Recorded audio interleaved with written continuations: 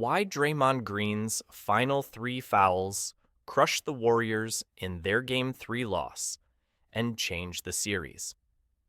When the Golden State Warriors took the floor Saturday night for Game 3 of their Western Conference Semifinals matchup, they knew the stakes. Down 2-0 against a surging Timberwolves squad, it was do-or-die time at Chase Center. The home crowd was loud, desperate, and hopeful, and for 3 quarters, the Warriors traded punches like a team not ready to fold. But then came a sequence of events that didn't just turn the tide, it torched the sails. At the center of the collapse, Draymond Green, or, more accurately, the absence of him. Green's box score told a story of struggle. 2 points, 6 fouls, 5 turnovers, 2 rebounds, and 4 assists. That alone is a grim stat line for a player of his pedigree. But the numbers, ugly as they were, don't fully capture how his disqualification, particularly the final 3 fouls, became the dagger that cut the heart out of Golden State's Game 3 fight.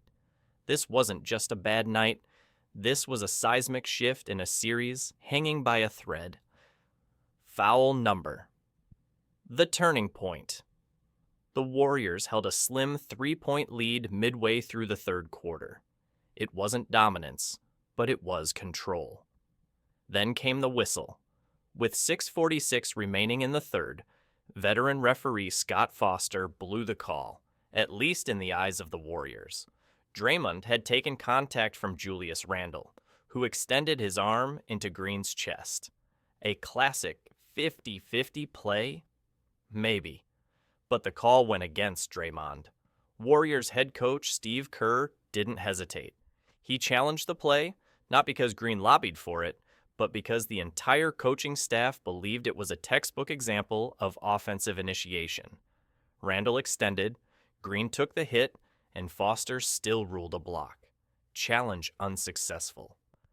You watch the replay and it looks like Randle went straight through Draymond's chest, Kerr said post-game, visibly frustrated. It was his 4th foul. We had to challenge it, but we didn't get the call. That's part of the game, but it hurt. Big time. That foul sent Green to the bench, and with him went the Warriors' defensive anchor. Kevin Looney checked in, and Minnesota started licking their chops. Feast without fear. Wolves attacked the paint. Looney is a serviceable big, but he's no Draymond Green when it comes to anchoring the paint or switching on guards. Minnesota immediately sensed blood in the water. They initiated 5 straight possessions with layup attempts, making 3. All 3 were by a now red-hot Anthony Edwards.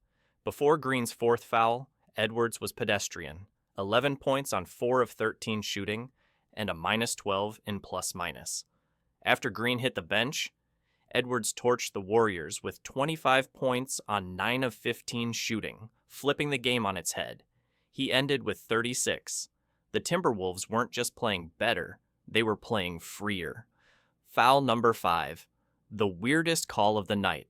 Fast forward to the 4th quarter. Jonathan Kuminga beat his man and drew a foul. The call was initially assessed to Julius Randle.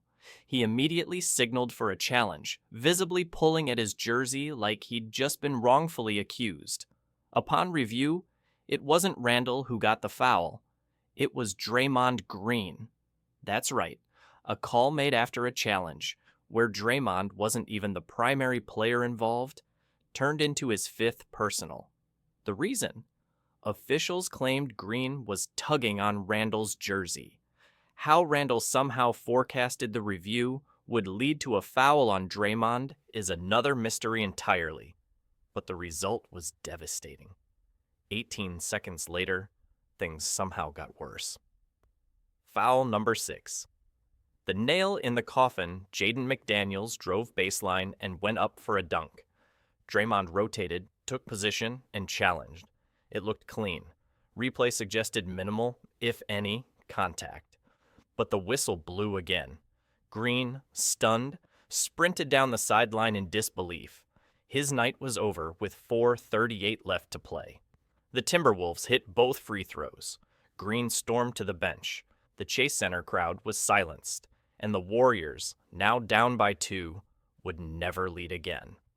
It didn't feel great looking at the replay, Kerr admitted, but it is what it is. They outplayed us in the fourth. They deserved the win.